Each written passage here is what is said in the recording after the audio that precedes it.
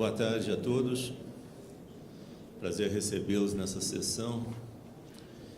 Nós vamos tratar de ajustes regulatórios para internet, oferta de internet das coisas. Teríamos a participação da Qualcomm, da AT&T, Ministério, MCTIC e Anatel. Eu queria fazer uns avisos, provavelmente vocês já sabem de tudo, mas eu vou repetir. Nós temos um aplicativo que pode ser utilizado por vocês, deve ser baixado. Na parte de programação, o nome é Painel Telebrasil. Na parte de programação dessa sessão, é possível se colocar perguntas que serão respondidas ao final das apresentações aqui. Também é possível fazer as perguntas ao vivo aqui, existe essa possibilidade. A rede Wi-Fi é rede Painel Telebrasil e a senha é 2017. Eu peço para botar em silencioso o celular. Indico que no final do dia, após a abertura do evento, que será mais tarde, haverá um jantar que vocês estão convidados. Eu já convidei pela terceira vez hoje. Mas eu estou insistindo e não vai pagar nada. Já está pago. Tá bom. Eu vou chamar o Francisco, da Qualcomm, para passar uma apresentação para vocês sobre a ótica da regulamentação. Por favor, Francisco. Bem, obrigado, Sérgio. Boa tarde a todos. Cumprimentar os colegas da mesa aqui novamente. Não os mesmos, participei de outro painel de manhã também, com outras pessoas. Na realidade, eu estou aqui pela ABINE, né? A Qualcomm, eu coordeno a comissão de IoT na ABINE, né, que tem a participação de mais de 25 fabricantes, e a ideia aqui, então, esse convite aqui foi mais para apresentar um pouco da contribuição, do trabalho que a gente tem feito na comissão, né, acompanhando aí o Plano Nacional de IoT. Né, eu também represento a ABINE na Câmara de IoT, né, e o vice-coordenador, que é o José Mahara, somos dois representantes da ABINE nos trabalhos da Câmara. Né. Então, a ideia aqui é apresentar um pouco do que a ABINE está fazendo, né, com relação a aspectos regulatórios e tecnológicos, aí, contribuindo na elaboração desse Plano Nacional de IoT. Bem, tenho aqui alguns pontos que eu vou mencionar aqui na apresentação. Né? Então, a gente entende, né, que uma revisão, talvez, da regulamentação da Anatel vai ser necessária, né, para a conectividade atrelada à IoT. Né? Assim, a ideia é de que talvez seja um erro a gente pensar que a regulamentação como existe hoje, ela simplesmente ela vai modificar, vai transladar aí para a IoT. Talvez seja necessário fazer algumas adaptações, tornar ela mais flexível, dar alguns entendimentos diferentes do que se tem hoje, até com relação a serviço, outorga de serviço. Alguns lugares pensam em ter um serviço, criar um serviço de IoT, talvez, eu acho que esse não é o caminho. Esse seria o caminho já complicando um pouco mais, detalhando um pouco mais, mas talvez seja de dar uma visão, né, um pouquinho mais flexível, né, da regulamentação, tornar a regulamentação um pouco mais flexível. Essa é uma coisa que tem que ser pensada, nem tudo se aplica hoje do jeito que está que está regulamentado se aplica diretamente quando a gente fala de IoT, né? Vai surgir um monte de provedores de serviços que vão ter necessidade de acesso, por exemplo, a espectro e que não estão disponíveis sem ter que passar necessariamente por um leilão de espectro, né? Questões de compartilhamento também de espectros de outros serviços. Então, uma série de coisas, quando a gente fala no mundo de IoT, que vão ser necessários e que essa regulamentação talvez tenha que se modificar um pouco, né? Então, a mensagem que eu queria passar é essa, né, no primeiro bullet da apresentação, né?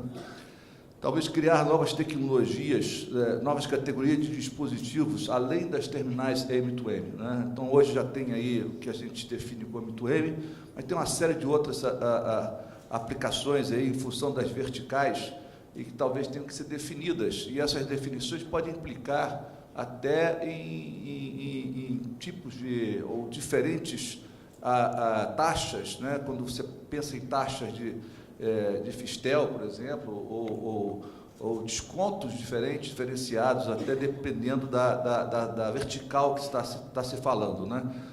Algumas até, se for possível chegar à isenção, melhor ainda, né? Mas talvez temos que determinar ou identificar essas diferentes classes de verticais, né? De categorias.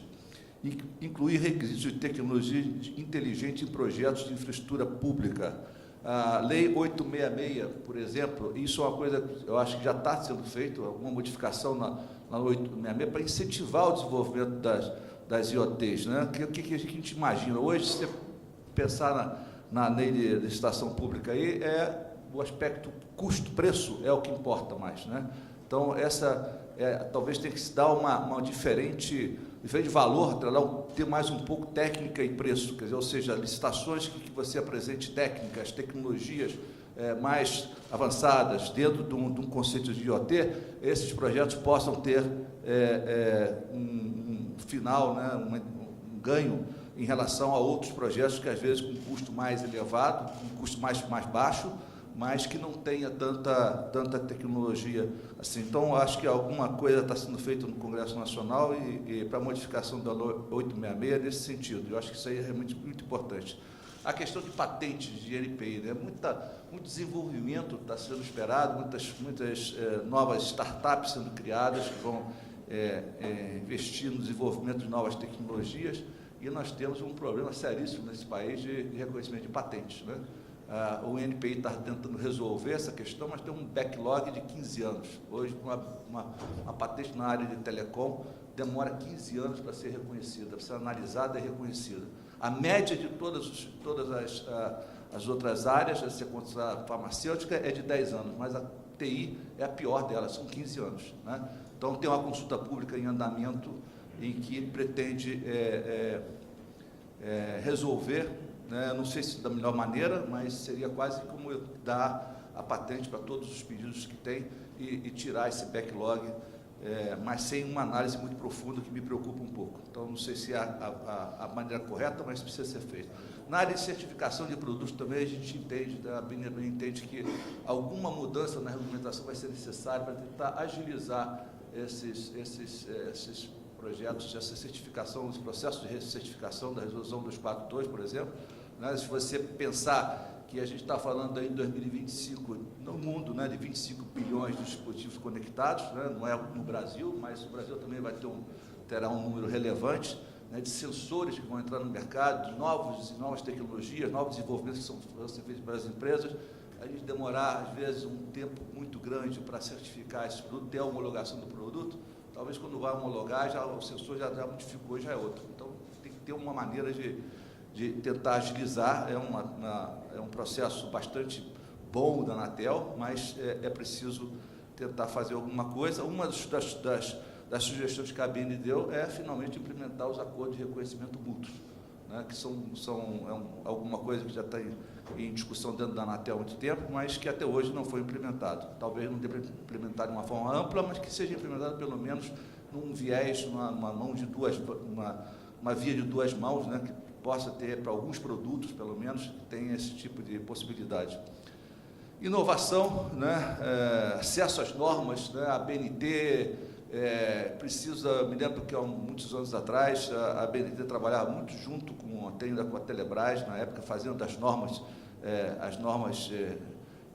importantes para o setor, né? Isso não se faz mais. Talvez tenha que se pensar em voltar a desenvolver essas normas e essas normas ficarem acessíveis para todo esse ecossistema que vai ser criado novo em função de IoT. Bom, manter o aspecto de certificação previsto hoje em dia, a gente não está pedindo para fazer nenhuma certificação adicional, inclusive as questões de interoperabilidade, a gente acha que não deve entrar nessa questão, é uma questão muito sensível, e tem várias alianças no mundo todo que estão trabalhando no setor de IoT para tentar resolver, né, padronizar os aspectos de interoperabilidade, mas a gente entende que isso não deva ser objeto de certificação pela Anatel, como alguns estão propondo até. Bom, a realização de PPPs, né, por áreas verticais, cidades inteligentes, é algo também que a gente entende que vai ser muito importante, né, facilitar a criação dessas PPPs, né, parceria público-privada, permitir o roaming internacional. Nós só temos 2 países aí no mundo que não permitem o roaming internacional, um desses países é o Brasil, né, e eu acho que isso está no tempo está na hora de verificar isso aí. A gente entende que existem aspectos de assimetrias regulatórias, no sentido de que uma pessoa que vem de fora com um dispositivo IoT e entra no Brasil aqui e fica com o roaming internacional, ele não está pagando Fistel, não está pagando outros impostos que quem está aqui está pagando, então, mas a solução de proibir isso não parece ser a mais razoável. Talvez seja então, aquele que for ficar aqui, que tenha os mesmos impostos, que tenha as mesmas cargas tributárias que são inerentes de quem está no país, mas não permitir o roaming internacional. A redução da burocracia da abertura de empresa, né, são 83 dias aqui no Brasil, 83 dias, acho até, soube recentemente que o Dória, em São Paulo, mudou isso daqui, está com 7 dias, se não me engano, 7 dias? 7, 8 dias. Né, mas é alguma coisa também que vai precisar ser feito, né? O uso de espectro de forma ampla, sem que haja faixa específica para IoT, alguns setores têm reivindicado que sejam regulamentados espectros específicos para desenvolvimento de IoT. A gente acha que não, que todo o espectro que está aí, ele está disponível e deve ser utilizado para IoT, sem a necessidade de fazer nenhuma segmentação de espectro. Isso traz ineficiência, não traz nenhuma vantagem. Eu acho que não. A BIN entende que essa posição deve ser uma posição geral, né? Posicionamento internacional, tem que ser, esses aspectos têm que ser discutidos, tem que ter participação forte do Brasil nos fóruns internacionais, né? A gente acha que é importante que a Anatel, os representantes do governo participem mais, voltem até no passado teve uma participação mais relevante. A gente sabe que tem problemas de orçamento e tudo, mas é importantíssimo nesse momento participar de todos esses fóruns de discussão, né? Bom, algumas coisas também em termos de viabilização de espectros para ITS. Bom, eu vou falar de uma forma geral, né? Mais espectros, né? A gente entende que no mundo de IoT a conectividade vai ser a base de todos os desenvolvimentos, né? E tem muita discussão sendo feita e a Anatel precisa partir. Ela está fazendo já alguma coisa, evidentemente, discutindo as novas faixas de ondas milimétricas para 5G, mas nas faixas não licenciadas também tem um grande desafio aí, principalmente quando se fala de carro conectado, quando se fala de carro autônomo, né? As faixas que estão sendo discutidas lá fora são as faixas de 5.9 GHz que não estão atribuídas no Brasil como faixas não licenciadas, e são essas faixas que estão sendo identificadas pelo serviço que a gente chama de Intelligent Transportation System, que é o ITS, justamente as faixas para conexão carro-carro, né? Carro com a rede, carro com as pessoas, né? V2X, V2V e V2N, por exemplo, né? Mas são faixas novas que precisam ser identificadas, precisam ser estudadas e precisam ser feito um realocamento dessas faixas aqui no Brasil, né? Aí eu não vou passar em cada uma delas, mas tem alguns exemplos de como essas faixas estão sendo disponibilizadas já em cada um desses países, nos Estados Unidos, na Comunidade Europeia, na China, todas elas em relação nessas as faixas acima de onde está regulamentado no Brasil, né? Exatamente a continuação do espectro não licenciado, né? Com algumas faixas, inclusive, apesar de serem não licenciadas, mas dedicadas a esse tipo de aplicação, né? A comunicação para carro conectado, né? E até com um aspecto de segurança, né? Então, essas comunicações têm que ser, esses protocolos, esses espectros têm que ser usados de uma forma bastante segura. São espectros que têm que ter baixa latência, né? Imagina um carro parado na frente e sem carro que vem atrás, identifica e tem que fazer um desvio, alguma coisa. Então, essas aplicações são bastante importantes. Algumas delas vão ser compartilhadas com Wi-Fi, outras não, outras só mesmo dedicados. Outra coisa que a gente vê como importante, não sei como é que a Anatel vai resolver isso, mas assim, vão surgir muita necessidade de espectro para empresas pequenas. Uma startup começa a oferecer serviços né, soluções de IoT, né? Que espectro eu vou usar? O espectro não posso usar o espectro da operadora, que é da operadora, eu vou estudar que faixas que eu vou usar. Não licenciadas, bem, eu posso, mas e as outras, né? Então, como é que vai ser isso, né? Como é que vão ser disponibilizadas essas licenças, né? O Ofcom tem lá uma maneira de fazer algumas licenças para aplicações de IoT, na faixa de 55 a 66 MHz, por exemplo, são faixas também muito grandemente utilizadas para comunicação carro-carro, para carro conectado, para carro autônomo, né? Nós temos um regulamento de uso espectro que já deu uma melhorada muito boa na última revisão que foi feita, né, que está permitindo o compartilhamento de espectro, né, através de uma negociação comercial. Talvez ele precise ser um pouquinho mais flexibilizado ainda, mas hoje eu admito que já houve essa melhora bastante grande que foi feita pela Anatel no ano passado. Bom, a questão de segurança cibernética também, acho que é alguma coisa que está em discussão em vários locais, em vários fóruns, importantíssimo também dentro desse mundo, desse ecossistema de IoT, também é algo que o Brasil está trabalhando, né? O Ministério, talvez pode até falar um pouco depois aqui, o Guilherme. Proteção de dados pessoais também é uma discussão muito grande, se vai criar uma agência reguladora para cuidar dos dados pessoais. Eu acho que é uma coisa que não está se falando muito aqui no Brasil, que se deveria pensar nisso aí, na segmentação de dados pessoais, que dados pessoais realmente são importantes ou são importantes de serem considerados de forma mais privadas ou de dar mais segurança para esses. Será que todos os dados que vão circular, que toda a comunicação de dados, são dados referentes à saúde das pessoas, são privados, realmente são coisas que devem ser, mas será que outros dados aí, né, de um e-mail, hoje você não tem isso já, você pegar um e-mail do Google, passar aí, perguntar para alguém se tem algum hotel, uma dica de um hotel em Maceió, você depois vai começar a receber um monte de e-mail aí dizendo de hotéis em disponibilidade em Maceió, que não da pessoa que você perguntou necessariamente, mas alguém está vendo aquela tua comunicação ali, né? Então, já tem um pouco disso daí. Como é que vai tratar isso? Será que a gente vai ter que ter essa paranoia toda para tudo ter que ter o de acordo? Tudo ter que... Imagina o que vai virar isso. Então, talvez seja importante segmentar quais são realmente os dados que são necessários de manter nesse tipo de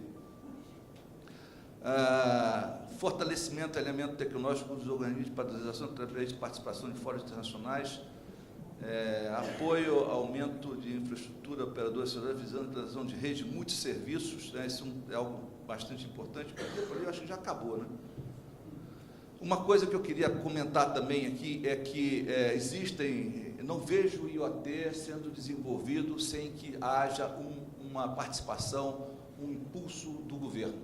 Essa coisa de dizer que só a iniciativa privada vai fazer com que o IoT decole, não vai acontecer. Tá? Então, é preciso ter financiamentos por parte do governo, financiamentos a fundo perdido, se for possível. Difícil falar isso no momento atual que o país vive, mas é assim que está sendo feito em outros lugares, né? Políticas públicas que tentem ajudar no desenvolvimento dos IoTs, né? Apoio dos governos são extremamente importantes. Isso está sendo feito em vários lugares, né? O projeto Horizon da União Europeia, nos Estados Unidos, entidades que estão sendo criadas com esse objetivo, né? Que tem recursos vindos do governo, recursos vindos da iniciativa privada. Não é só do governo, mas uma parceria do governo com a iniciativa privada. Isso está acontecendo, bastantes projetos que a gente vê aí. E importante é que, mesmo assim, muitos deles não decolam, né? Então, não quer dizer que 100% são...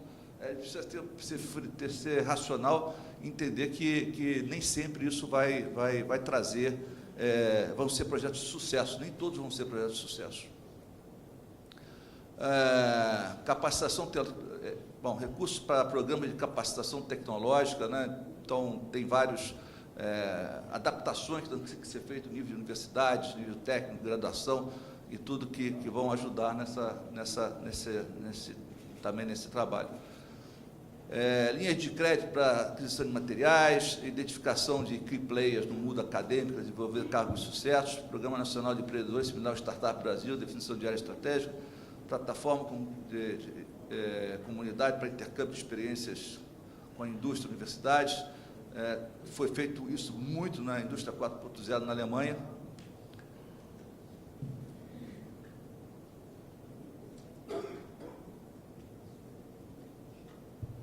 Tela negra.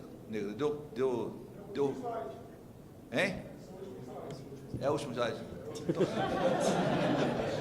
esqueceram de botar o obrigado aqui, pelo amor de Deus. Então, é isso aí, eu corri um pouquinho no final aqui, mas eu queria passar algumas mensagens. Esses temas todinhos que eu passei para vocês aqui, nós estamos discutindo com as empresas, com os fabricantes lá na Câmara de IoT, né? E são pontos que eu acho que são relevantes de serem interessados nas políticas públicas. Obrigado, e faltou o obrigado aqui, estou falando obrigado de novo.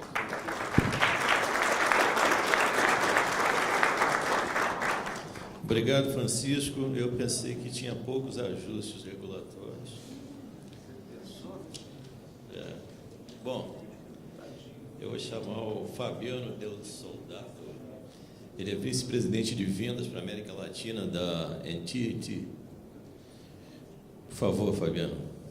Obrigado, Sérgio. Obrigado pelo convite à Telebrasil aí para a participação desse evento. Então, fico muito feliz que o Francisco foi antes de mim, porque ele acabou cobrindo muito da questão regulatória, né? E o que eu queria trazer um pouco mais aqui hoje é como a AT&T está inserida nesse ambiente de IoT e não pensando muito para frente, mas casos reais que estão acontecendo ao redor do mundo em diferentes verticais para visualizar um pouco mais, que vocês consigam entender um pouco mais, que é um movimento que está acontecendo agora e a gente está investindo muito nessa área. Além disso, algumas pessoas perguntaram o posicionamento do AT&T no Brasil. Então, a gente atende ao mercado corporativo, basicamente, fornecimento de rede de comunicação, a IoT um outro segmento muito forte, e a outra linha de segurança cada vez mais forte também, dado que muito do tráfego mundial passa através da rede da AT&T, então existe um conhecimento muito vasto sobre a questão da segurança e como a gente consegue ajudar nossos clientes, né? Além disso, a Sky, que patrocina esse evento, é parte do grupo AT&T. A AT&T fez a aquisição da DirecTV e a Sky fez parte dessa aquisição. Então, hoje a Sky, muitos não sabem, mas é parte do grupo AT&T aqui no Brasil também. Então, começando com a minha apresentação, deixa eu pegar só um pouco de definição. Acho que no começo da manhã falaram sobre definições de IoT, né, que aqui é muito mais para ilustrar que não tem ainda uma definição amplamente aceita pelo mercado, porque é uma constante transformação que a gente vive em IoT, né? Mas, basicamente, se fosse para perguntar para qualquer um de vocês falariam que são coisas conectadas através da internet que trafegam dados de forma usual, né? São objetos aí que estão trafegando através da internet. A AT&T tem uma posição que é um pouco diferente, mas é a digitalização dos elementos no mundo físico, onde produtos e outras coisas são cobertos com inteligentes sensores e e tags aí que deixam a comunicação, que fazem eles comunicarem através da internet sem a intervenção humana. Então a gente falou muito aqui de carros autônomos, cada vez mais se levando a internet das coisas para um ambiente muito mais equilibrado, sem intervenção humana, né? Um pouco do como a AT&T está inserido nesse mercado de internet das coisas. Aqui alguns números, né? E a gente viu também 50 bilhões de coisas conectadas até 2020, são dados da Cisco, que a gente acompanha. Mas acho que muito mais do que qualquer outra coisa, a IoT está permitindo ao nosso setor estar mais próximo do negócio dos nossos clientes. Então, toda vez que eu vou falar com um cliente corporativo, a gente fala de IoT, muitas vezes eu não estou falando com a pessoa responsável por TI, eu estou falando com pessoas de marketing, pessoas de negócio, porque são novos modelos de negócio que a gente está falando, né? Então, isso é muito proveitoso e prazeroso. A gente está cada vez mais num setor que se torna estratégico no ambiente corporativo. A gente está presente com os nossos serviços de IoT em mais de 200 países, através do nosso Global SIM, e como o Francisco colocou aqui, o Brasil ainda continua como um dos únicos países com essa restrição do roaming permanente, que prejudica muito os nossos negócios aqui no Brasil. Hoje a gente não faz negócio no Brasil em IoT por essa restrição, uma vez que a gente utiliza o nosso Global SIM Card para desenvolver os projetos globais. E às vezes, e tem um trabalho sendo feito com a Anatel e com o Ministério das Comunicações, no sentido de tentar rever esse quadro, porque os nossos clientes globais cada vez mais precisam de padrões globais, a complexidade diminui, e quando você fala com clientes globais, eles não querem ter um padrão por país. Então, isso cada vez mais a gente pede que seja revisto para a gente poder finalmente trazer muitos projetos que estão no gargalo aqui para o Brasil. Dentro do que a gente já tem hoje, né, não é futuro, a gente está com 34 milhões de devices conectados ao redor do mundo, são mais de 3 mil tipos de devices certificados pelos laboratórios da AT&T, e cada dia isso aumenta. A gente, como eu falei, utiliza o nosso Global SIM Card em mais de 200 países, e aí já num acordo de roaming com 500 operadoras ao redor do mundo. Então, esse é o modelo mais simples e mais fácil para os nossos clientes, dado que a gente já tem esse acordo de roaming estabelecido com várias operadoras ao redor do mundo.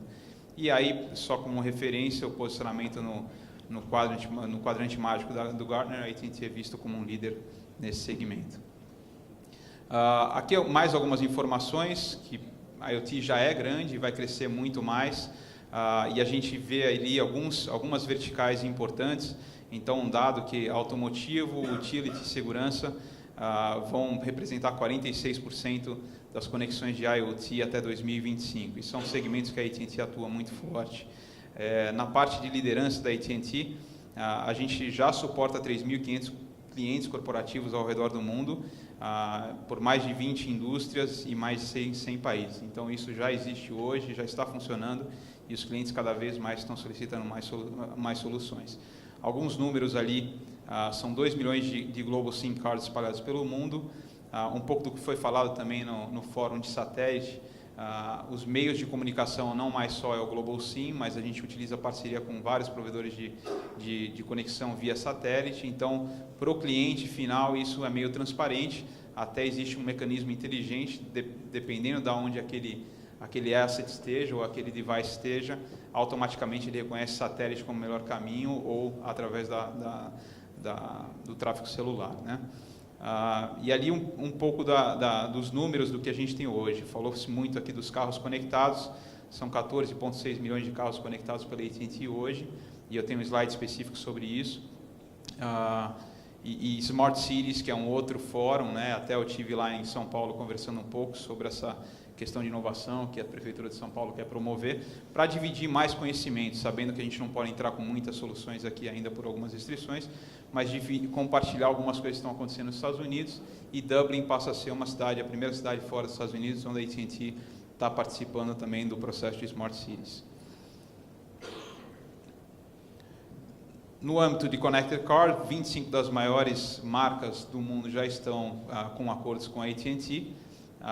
Isso não só nos Estados Unidos, mas na Europa e na Ásia isso está muito forte. México agora, pela AT&T, tem entrado no mercado mais fortemente, comprando a Nextel e a Usacell, e agora colocando um investimento muito alto para fazer uma rede 100% LTE até o final de 2020 com 100% de cobertura. Também está se desenvolvendo muito a parte da IoT e a parte de Connected Car. Como eu falei, 14,6 milhões de carros conectados. E aqui alguns modelos, né? Eu falei de modelo de negócio, a gente discutindo com as montadoras como fazer diferente. E muito se sabe do Connected Car pela questão de telemetria, questão de segurança, de emergência, mas as montadoras já estão pensando como monetizar, por exemplo, serviços de Wi-Fi, de hotspot dentro do veículo, trazendo conteúdo, trazendo outras formas de entretenimento para o veículo, né? Então isso já é uma coisa que está acontecendo nos Estados Unidos, está se expandindo para a Europa e para a Ásia, e aqui no Brasil alguns acordos que a gente não conseguiu expandir para o Brasil pela situação do roaming permanente. Passando outra área importante, Asset Management, aqui muito na parte de logística, né? Na parte de agricultura também muito forte, equipamentos pesados de campo já estão conectados pela AT&T em projetos globais também. Se tira muito proveito e conhecimento do campo, se consegue manter o equipamento funcionando por mais tempo, porque você tem agora dados importantes que você faz o reconhecimento e consegue fazer uma prevenção caso tenha algum problema. E aqui a parte de conectividade que eu já comentei, não preciso me estender em cima disso. Um pouco do Smart Cities, as cidades que já estão em funcionamento, em implantação nos Estados Unidos, e também Dublin começando agora, anunciado oficialmente como um parceiro nosso para desenvolvimento em Smart Cities. Aqui, estudo de caso, né, de Connected Car. Então, 52% dos carros conectados vão contabilizar conexões M2M até 2024. Embaixo você tem alguns dados importantes de pesquisa. 78% das pessoas que têm intenção em comprar um carro esperariam até 1 ano para esse carro estar conectado, oferecendo esses diversos serviços. E aqui até 2020 a gente imagina que 250 milhões de carros vão estar conectados ao redor do mundo, né? Então, uma proporção, hoje a gente está falando da AT&T possuindo 14,6 milhões, não sei o total hoje da indústria, mas chegando a 250 milhões em 2020. E aqui um pouco de como a gente está inserido. A gente entende que a IoT, a gente viu um slide anterior aí com tantos players envolvidos nesse segmento, acho que pelo potencial de negócio, né, o volume de dinheiro que isso vai gerar, muitos players interessados. E aqui a gente ilustra onde a AT&T entra, né? Muitas vezes a gente atua como integrador, não fornecendo 100% da solução, mas conseguindo trabalhar com parceiros. Nessa parte do Cargo View, que é a parte de logística, a gente trabalha com fabricantes de hardware, a gente tem o Control Center, que é fornecido pela Jasper. Então a gente integra parceiros para fornecer uma solução end-to-end aos nossos clientes. E teve um caso que é emblemático, que é da Maersk, por exemplo, que é linhas marítimas, são acho que 300 mil containers conectados ao redor do mundo, utilizando o SIM card da AT&T, e a solução end-to-end foi feita pela AT&T. Então, o cliente só tem uma interface com a AT&T e toda a gestão do processo de IoT foi feita pela AT&T. Um pouco de carros conectados, aí é muito no modelo de parceria, a AT&T entrando ou com a parte de conectividade ou com os dois, mas muito forte ainda na parte de conectividade, e alguns projetos aí na área de saúde, de fitness, onde a gente entra como ad hoc, que é uma situação bastante pontual.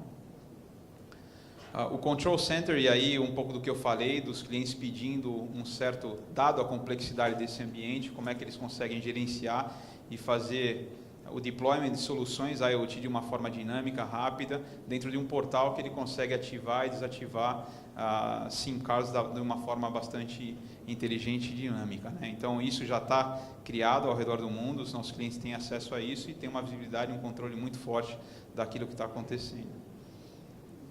E a questão da segurança, que muito foi falado aqui, mas a gente entende que hoje um módulo de segurança não é mais em cima só da conectividade, dos endpoints, das aplicações, e aquilo que eu falei sobre o reconhecimento de patterns, de situações de risco que a gente enxerga na rede antes dos nossos clientes, a gente tem um serviço de aviso aos clientes daquilo que está por ocorrer, né? Então, a segurança é uma linha muito forte que a AT&T vem adotando por esses cyber-attacks que estão acontecendo, proteção dos dados dos nossos clientes e continuidade dos negócios. E aqui um pouco desse ambiente, muito se falou de startups aqui, mas a AT&T promove uma plataforma aberta, Hoje já tem 15 mil desenvolvedores de soluções IoT dentro da nossa plataforma, de novo em parceria com parceiros como a IBM, a Microsoft e a Amazon. E isso é uma coisa que a gente vai promover cada vez mais, não só nos Estados Unidos, Israel, a gente tem um centro de inovação bastante importante, para que novas soluções surjam e que a gente consiga fazer. A IoT é muito assim, surge uma solução e o que a gente tem interesse é em replicar essas solução seja para aquela vertical ou para outras verticais, ganha-se muito na replicação de casos de sucesso, né? Então, era um pouco disso que eu queria falar, muito mais casos reais do que a questão regulatória, que o Chico cobriu bastante bem aqui, e o nosso foco fica muito mais em cima da questão do roaming permanente, que ainda é uma situação particular do Brasil. Com isso eu termino agradecendo a todos vocês. Muito obrigado.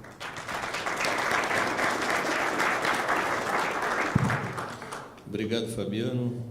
Eu vou passar a palavra agora para o Guilherme Correia. O Thales, que era o representante do MCT, que ele não pôde participar aqui da nossa sessão, e o Thales está substituindo o representante do MCTIC. Por favor, o Guilherme. Obrigado, Sérgio. Como ele acabou de dizer, o Thales me avisou meia hora antes do painel que eu deveria substituí-lo. Ele está lá no Ministério, o Max não deixou ele vir para cá, porque eles estão finalizando a apresentação que o Max vai fazer hoje à noite no jantar, com alguns dados do estudo, do plano de IoT. E aí isso por si só justificou essa ausência do Thales e essa minha substituição de última hora. Na verdade, eu não preparei, obviamente, eu não preparei nenhuma apresentação. Eu vou pontuar aqui dois ou três itens que eu acompanhei aqui nas apresentações, e eu quero deixar até uma provocação aqui. O nome do painel é Revisão, Ajustes Regulatórios no que diz respeito à IoT. Seria somente ajuste ou seria algo novo? Todo mundo sabe que o atual marco regulatório foi feito pensando em pessoas. A IoT é a internet para objetos, para coisas. Então, assim, pelo menos na minha opinião, e de muitos lá do Ministério, não dá para pegar o marco regulatório atual e simplesmente transportar para a IoT. Óbvio que ele tem que ser ajustado, mas a provocação que eu quero fazer é um simples ajuste ou realmente a gente precisa pensar em algo novo?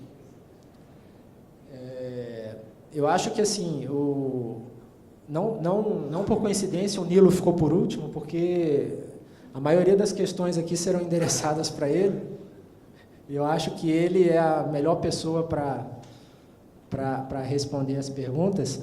Mas, assim, em relação à apresentação que o Francisco fez, da ABINE, a ABINE faz parte da Câmara IoT.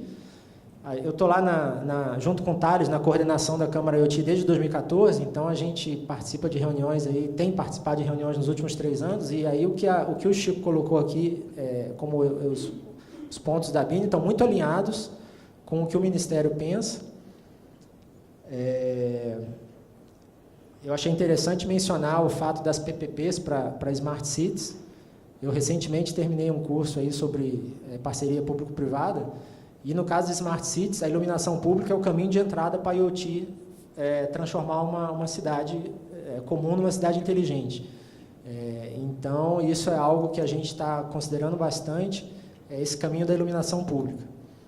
Por conta dos municípios já terem uma taxa, né, que é a COSIP, que já é exclusiva para esse tipo de serviço, que é a iluminação pública. Com isso, as prefeituras conseguem contratar entes privados e no processo de modernização da iluminação pública, é possível fazer toda a conexão da cidade. E, a partir da iluminação pública toda conectada, a gente consegue conectar sensores e consegue transformar realmente a cidade numa cidade inteligente. Então, esse é um caminho que eu acho bem interessante. O que mais? Assim, em relação ao Fistel, o decreto que reduziu o Fistel para M2M foi o mesmo decreto que criou a Câmara IoT em 2014. Foi o decreto 8234, de 2014. essa redução do Fistel hoje se aplica a equipamentos machine to machine sem intervenção humana. Eu acho que isso aí a gente tem discutido bastante nas reuniões que a gente tem feito do plano de internet das coisas, e é algo que talvez merecesse também uma revisão ou algo novo, né? Como eu provoquei no início. Enfim, eu acho que eu vou ficar à disposição para as perguntas, eu não tenho muito mais para falar, eu não posso adiantar muitas coisas, porque o meu chefe vai estar logo mais à noite adiantando, eu não posso estar falando aqui muita coisa. Então, eu fico à disposição aí para as perguntas e agradeço a oportunidade de estar aqui, agradeço ao Sérgio, a organização do painel Telebrasil, de ter a oportunidade de falar muito rapidamente aqui para vocês, mas fico à disposição aí no final para as perguntas, ok? Obrigado. Obrigado.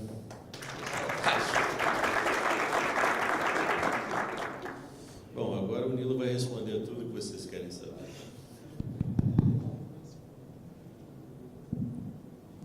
Bom, obrigado, Sérgio, obrigado pelo convite. É sempre bom falar de temas assim tão relevantes para o setor, né? E ainda mais quando a gente está tratando de um tema que é o futuro, mas meio que já está aqui, né? Então, às vezes a gente fica imerso em umas discussões meio de só problemas do presente e não consegue antever algumas coisas, e conseguir preparar a regulamentação para o futuro é sempre um desafio muito grande para o regulador também. E aproveitar o nosso momento regulatório, inclusive, né? Eu acho que ele é muito oportuno, porque, na prática, eu não tenho solução para absolutamente nada do que foi dito aqui, né? Eu tenho um bando de perguntas para fazer também, porque dentro do nosso cronograma regulatório, a gente deve ter propostas de soluções para tudo isso só até meados do ano que vem. Então, a gente ainda tem um tempo para debater bastante sobre esses aspectos todos.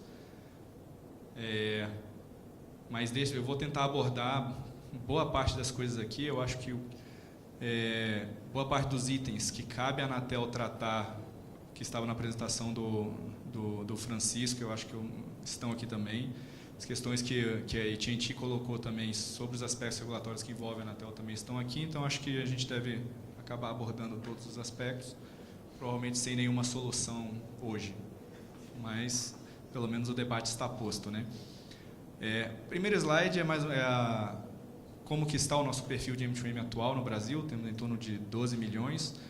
E o mais engraçado desse slide não é nem o 12 milhões, mas é que ele já reflete um problema regulatório, né? Existem duas definições para a classificação de M2M no Brasil, né? Um que classifica ele de uma forma para poder ter a isenção do Fistel de R$5, e um outro que não classifica assim, então você paga os R$ 26,83 previsto na LGT. Então, daí você já vê um problema claro de falta de alinhamento com a política regulatória por completo, né? Então, isso saiu, tem uns 2 anos já, né? A gente vai ter que tratar isso em todo esse debate também, mas é um problema. Isso cria uma insegurança muito grande, mesmo nas discussões que a gente já tem hoje. Mesmo a taxa de R$5, ela é completamente absurda, se você estiver falando dos níveis de quantidade de dispositivo M2M que se imagina. Acho que foi o colega da AT&T colocou em torno de 50 bilhões de terminais em 2020, se não me engano, 2025. Bom, se estivermos passando de bilhões de terminais no Brasil a uma taxa de R$5, a gente vai ficar recolhendo 2,5 bilhões só com M2M no Brasil, por ano, que não soa nada razoável dentro do nosso setor, né? Imaginando já as taxas e os níveis de arrecadação dos nossos fundos. Então, naturalmente, um debate com relação a isso é premente, inevitável e necessário. Da agenda regulatória, o que a gente tem previsto para trabalhar dentro da agência com relação a isso? Nossa agenda regulatória de 2017 e 2018 tem um item específico para isso, para tratamento de IoT e comunicações máquina a máquina. O título dele é exatamente esse que está aí, a reavaliação da regulamentação visando diminuir barreiras regulatórias à expansão dessas aplicações. Esse título ele tem um propósito, porque ele é para dar a ideia de que o objetivo da agência nisso daqui não é criar o serviço IoT, para dar outorgas de serviço de IoT, muito menos criar um arcabouço regulatório para tratar de IoT de forma ampla, com seus detalhes. É uma visão exatamente ao contrário dessa. né? Pensando no que o Guilherme comentou, a nossa regulamentação hoje foi toda construída até então pensando em comunicação de pessoas. Então, a gente está falando de smartphones, de celulares, coisas desse tipo. Não se imaginava máquinas falando com máquinas, apesar de existir, toda a conceituação regulatória ainda é para pessoas se comunicando. Por isso, das obrigações de qualidade, de consumidor, de prestação de serviço, tudo isso está ligado a uma lógica de prestação de serviço para seres humanos. Então, claramente, ela não vai cair feito uma luva para quando a gente estiver falando sobre comunicações máquina a máquina. Algo vai ter que ser feito. Se vai ter que ser feita uma revolução, nessa provocação que o Guilherme comentou, não sei. A gente vai discutir ainda. Tem uma série de pontos que a gente já verificou e já levantou ao longo dos debates disso, desde o nosso início da participação na Câmara de IoT, inclusive. A gente foi convidado a participar da Câmara desde o início, em 2014 ainda. Então, a gente pôde ter essa satisfação de acompanhar essa discussão desde o começo, né? E muitas coisas foram aparecendo ao longo dessa discussão. Todo o estudo que o BNDES está fazendo, que o Max deve apresentar mais tarde, levantou uma série de itens com relação a isso também. Então, a gente teve muitos ganhos de poder participar disso e já levantar todos esses pontos, né? Como eu comentei, o nosso prazo... na verdade, nosso prazo é para final do ano que vem, né? Eu achava que era o meio, então a gente deve ter mais tempo ainda para não ter solução agora. Mas, enfim, esse aí é o que está previsto na agenda regulatória atual. Não quer dizer que a gente vai demorar até lá. Se a gente consegue fazer uma discussão antes, a gente consegue andar com esse processo mais rápido também. Isso é a nossa previsão e o nosso planejamento regulatório da agência, né? A Anatel participa da Câmara de IoT, como eu já comentei. É uma iniciativa que o Ministério fez na época ainda como Ministério das Comunicações. Isso foi transportado para o MCT quando teve a fusão também. Estão agora sendo auxiliados por um consórcio para fazer o estudo da internet das coisas, um plano de ação para o Brasil. A Anatel tem participado desse estudo também. Ela faz parte do comitê executivo desse consórcio também, para poder auxiliar nesses debates todos, né? Então, identificação de verticais, a gente está principalmente à frente das discussões sobre a parte de infraestrutura, que é essencialmente o que nos cabe nisso, né?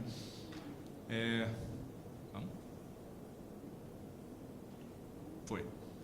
Então, principais desafios. Todos os itens aqui, eles têm uma interrogação no final exatamente por conta disso. Não estamos ainda afirmando nada porque não temos certeza sobre nenhum desses aspectos. O interessante de estarmos nesse debate é que ele está acontecendo ao mesmo tempo no mundo inteiro. Então, isso permite a gente se inserir no debate e trazer as nossas demandas para o debate também. Ao mesmo tempo, traz um problema porque a gente está num mar de muitas incertezas ainda. A gente não consegue já ver experiências prontas e tentar comparar isso com o Brasil, que era mais ou menos o processo regulatório há 15 anos atrás, né?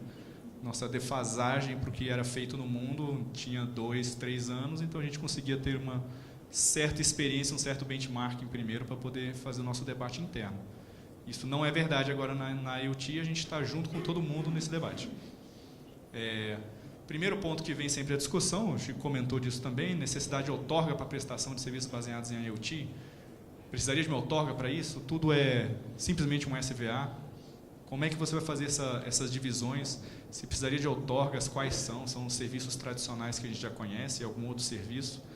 Em princípio, não parece fazer nenhum sentido se criar um serviço para isso.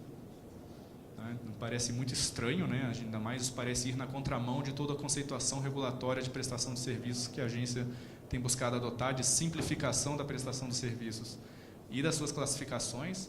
Então, o regulamento da SLP, que saiu há 3 anos atrás, ele fundiu mais de 15 serviços diferentes, nessa intenção de tentar diminuir essa burocracia, né? E essas diferentes divisões meramente burocráticas em cima dos serviços, já que uma roupagem única em tese daria já para comportar tudo. Então, criar um serviço IoT meio que iria na contramão disso. A gente não pode agora dizer que não vai acontecer de jeito nenhum, porque a gente ainda está estudando tudo, mas parece ser não muito adequado partir para uma lógica dessa, apesar da gente já ter ouvido. Aqui a gente colocou todos os itens que já foram apresentados para a agência ao longo do tempo, ou que a gente já ouviu em N debates de o que permeia a discussão de IoT nos seus aspectos regulatórios. E a parte de outorga acaba aparecendo nessa discussão também. Tá? A simetria regulatória entre soluções baseadas em SMP e outras tecnologias. Aqui entra uma outra questão que tem a ver muito com o arcabouço atual, né? Se as empresas móveis de SMP prestam IoT, elas vão ter uma série de obrigações inerentes à outorga que elas têm hoje.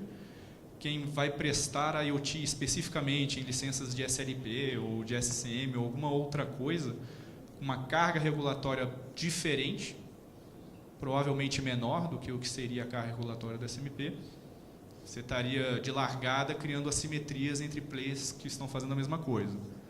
Isso é algo a se preocupar também, é algo que a gente tem que avaliar. Tá? E as diferenças são N, principalmente na parte de licenciamento de terminais, pagamentos de Fistel, as taxas são diferentes para esse tipo de coisa.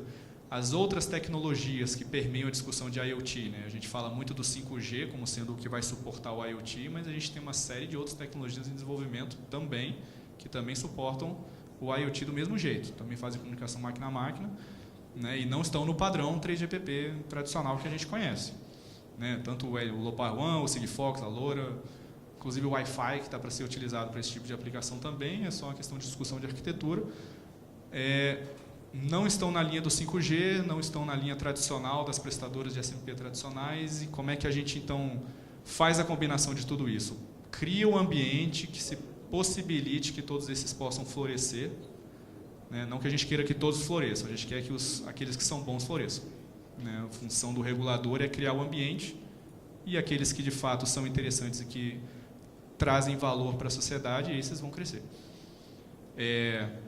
Redução das taxas setoriais para aplicações de IoT, isso eu já comentei até do slide anterior, né? Isso é sempre, está como terceiro item aqui, mas ele costuma ser o primeiro quando a gente faz esse tipo de debate, né? Porque ele meio que inviabiliza todo o resto da discussão. Se a gente estiver falando de taxas de R$5, quiçá taxas de 26. Né? A gente está falando de terminais que vão te dar uma receita de $1 por ano, provavelmente, né? No longo prazo, então isso simplesmente não vai se pagar se uma única taxa é 2 vezes isso. Classificação dos terminais como IoT para ter direito à redução. A gente tem toda a nossa agora discussão de qual é a classificação que tem que se dar, né? Qual a definição do M2M, a gente já tem 2 hoje. Se o modelo de tarifação por terminal, por percentual da receita, aqui já entra algumas discussões, a gente não está sem nenhuma proposta ainda. A gente tem várias coisas que já foram propostas dentro da agência, estão no conselho diretor algumas discussões já. Então, uma das discussões que está no Conselho do projeto estratégico de outorga e licenciamento perpassa um pouco a discussão das taxas de licenciamento também. E a proposta que está lá pensada de forma sistêmica, ela também é aderente às discussões de IoT. Ela tem uma discussão lá exatamente nesse ponto de modelo de cobrança de taxas setoriais por terminal. Né? Como a TFI, TFF hoje, ela é toda atrelada à quantidade de acessos que uma prestadora tem. Isso, naturalmente, é um inibidor por aumento de acessos. Né? Se a cada novo acesso você tem uma nova taxa, então você começa a sopesar qual que é o seu break-even de quanto mais acesso eu tiver, ou começa a entrar em prejuízo com relação a isso. Né? É um modelo que, na época, 20 anos atrás que a gente está falando, quando foi instituídas essas taxas para o móvel, por exemplo, a gente tinha 20 mil celulares, então não parecia fazer grande diferença na época. Hoje é item crítico em toda a discussão que a gente está fazendo sobre a IoT. Né? Talvez uma lógica de tarifação em cima de receita, em vez de por terminal, resolveria esse problema. Então, independente da quantidade de terminais que você está falando, você vai ter uma taxa atrelada à receita geral e não à quantidade de terminais que você tem. Isso é um dos debates que tem, inclusive, já num projeto que está dentro do Conselho Diretor para aprovação de consulta pública até o final deste ano. Eu comentei disso num painel hoje de manhã. Questões de qualidade de serviço, discussões sobre aspectos de usuários. Claramente, todo o nosso arcabouço de qualidade estabelecido, ele é para pessoas. Ele é para comunicação com pessoas. É chamadas para call center, é chamadas entre pessoas, é mensagem, é tráfego de dados para a internet, esse tipo de coisa. Então, pressupõe-se um usuário, ser humano, utilizando-se do serviço. Claramente, ele não se adequa ao modelo M2M, de IoT. Então, nesse ponto, pelo menos um ajuste é necessário. Né? E a discussão passa de uma lógica do seguinte, na minha visão, eu vi, acho que foi na apresentação do Francisco, de criar parâmetros de qualidade específicos ou coisas desse tipo, minha percepção hoje é que não deveria ter nada de qualidade para a IoT. principalmente porque estamos num momento de crescimento desse tipo de mercado e de fomento a esse ecossistema. Então, você de largada sair com critérios de qualidade ou coisas desse tipo não parece fazer muito sentido. Mas é parte do debate também. A regulamentação hoje não faz essa diferenciação. A gente vai ter que discutir isso também. A gente pode simplesmente criar outros critérios, diminuir os critérios ou não ter critérios de qualidade. Eu acho que ninguém está pensando em ter mais critérios do que o que a gente já tem hoje. Tá? O regulamento de exploração de rede virtual. Aqui perpassa um pouco as discussões, por exemplo, do roaming permanente. Mas eu não vou tratar desse assunto, não. Parece que não é tão importante assim. Mas qual que é a questão aqui? O regulamento de rede virtual, em princípio, ele traz aderência regulatória para esses modelos que se utilizam do roaming também. Mas o que a gente já ouviu nesses debates é que o modelo atual, como ele está concebido, ele tem umas certas amarras que tornam muito difícil a sua utilização também.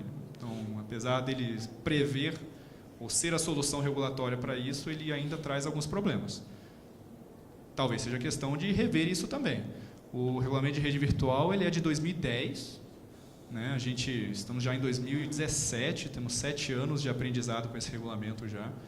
Ele não pegou no início, demorou um pouquinho para o setor ver isso como uma oportunidade, não como uma ameaça, mas agora parece que começou a ganhar algum corpo, pelo menos em algumas aplicações.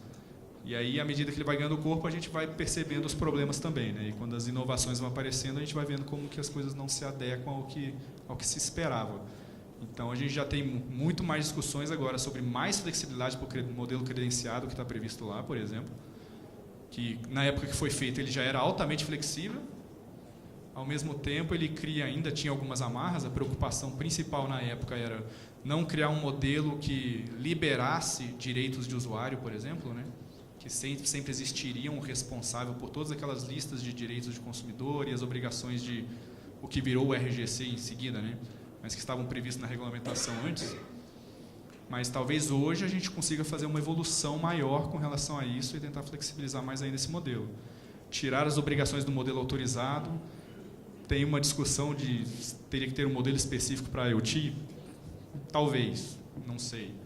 Talvez uma simplificação do modelo do rede virtual já seja suficiente para abarcar todas as preocupações que se tem com relação a isso também. Tá? Os regulamentos de numeração, aí cai mais ainda na discussão do roaming também. A utilização do roaming como ferramenta técnica de conectividade para IoT, em princípio, o uso do roaming não é um problema. O problema está nos aspectos de numeração que isso carrega. Então, quando a gente fala do roaming permanente no Brasil ser proibido, ele está muito mais olhando para os aspectos de recursos de numeração, controle das taxas de Fistel, controle de acompanhamento setorial, dos dados setoriais. E, inclusive, de presença. O modelo de roaming, ele, em princípio, quando você lê a regulamentação posta hoje, ele é um conceito de temporalidade. Então, ele é um dispositivo que vai para um lugar e volta. Ele não é um dispositivo que fica permanentemente num lugar. Esse não é o conceito que ele traz hoje na regulamentação.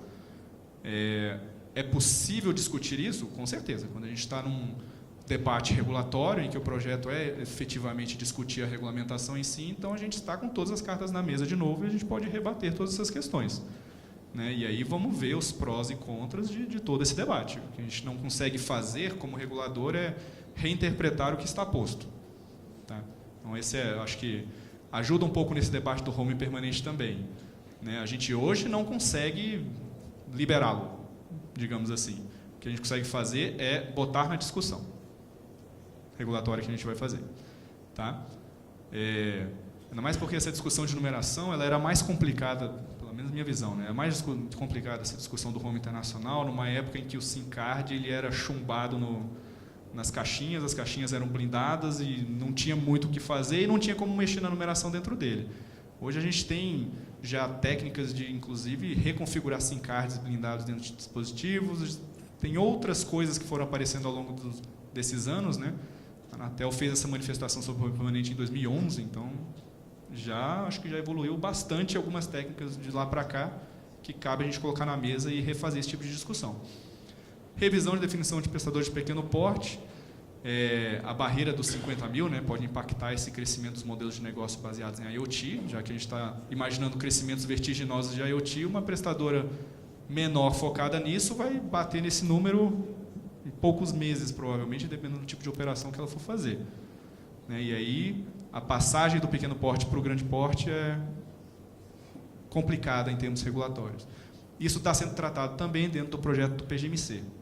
Tá? Então, a gente já tem como tratar a questão do pequeno porte também, valendo para toda a regulamentação, e vai acabar se adequando ao IoT também. E uma última parte, nas discussões internacionais, eu acho que a apresentação que a Bini fez comentou dessa parte que é necessária essa sinergia internacional. A Anatel faz isso, tá? Então ela está inserida nas discussões sobre a IoT internacionalmente. A gente recentemente estivemos na reunião da Comissão de Estudos 20, que terminou semana passada, inclusive para conhecer o nível de debate que está acontecendo lá. A Comissão de Estudos 20 da UITT é a comissão específica para IoT e Smart Cities, né? Então está tendo muita discussão lá com relação a isso. E ali é um fórum que a gente busca na Câmara de IoT também agregar o pessoal para levar contribuições para lá. E, bom, aqui é só um detalhamento do que a gente está falando, está discutindo lá. E a parte de espectro, isso eu acho que já foi bastante falado no painel anterior, então eu não vou entrar nesses detalhes, mas tem toda a discussão também sobre espectro exclusivo ou não exclusivo para IoT, quanto espectro precisa, esse tipo de coisa. Era isso, acho que eu furei muito tempo do meu tempo, mas obrigado. Obrigado, Nilson. Foi bastante esclarecedora a sua apresentação, indica que realmente tem muito trabalho para ser feito, né? Se me permitem, eu queria fazer uma pequena consideração. Realmente, atualmente, as empresas de telecomunicações, na oferta de facilidades de internet das coisas, ou M2M, o retorno econômico da oferta é mínimo. A gente falar de isenção de tributos nem é adequado, tem que ser sem tributo nenhum.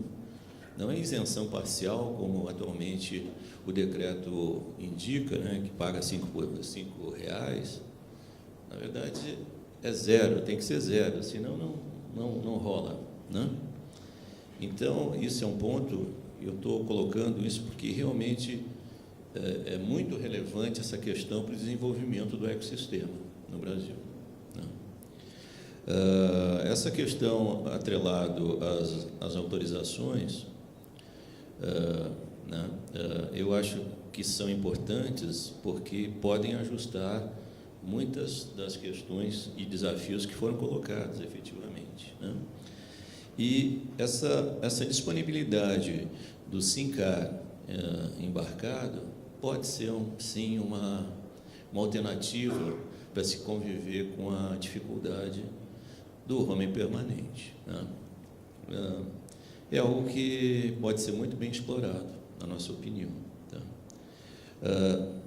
Uma coisa que me fez ver agora é que nós estamos com a consulta pública sobre plano de numeração e lá está incluso, e eu não sei se tem a ver, isso eu queria perguntar para o Nilo, tá?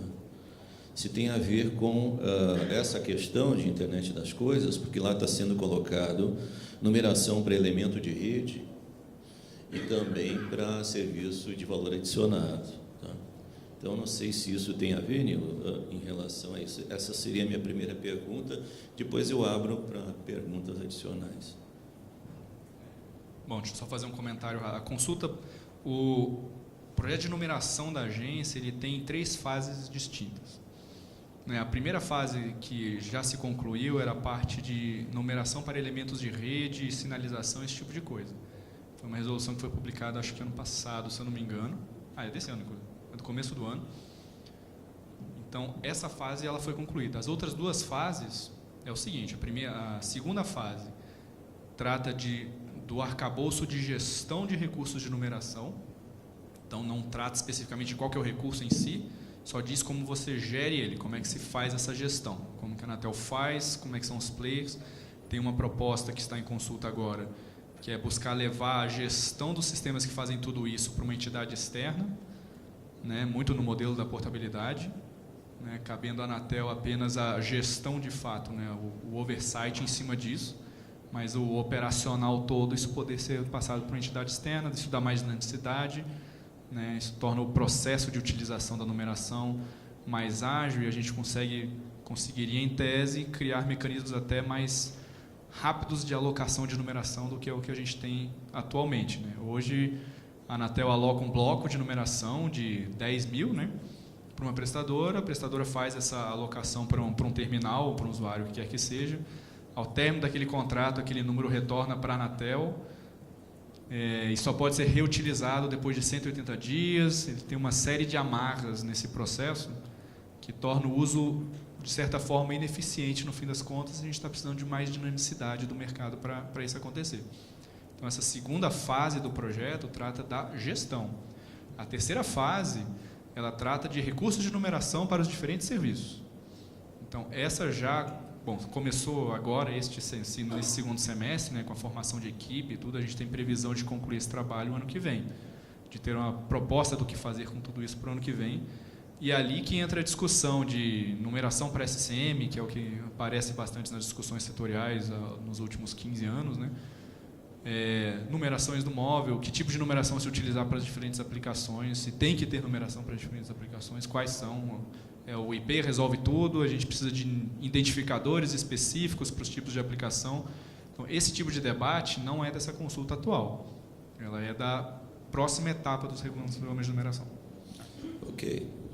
Só que nesse regulamento tem um gancho lá, que é um artigo que diz assim, que o Plano Nacional de Numeração deve conter numeração para serviço de valor adicionado, elemento de rede, serviço de telecomunicações, entendeu?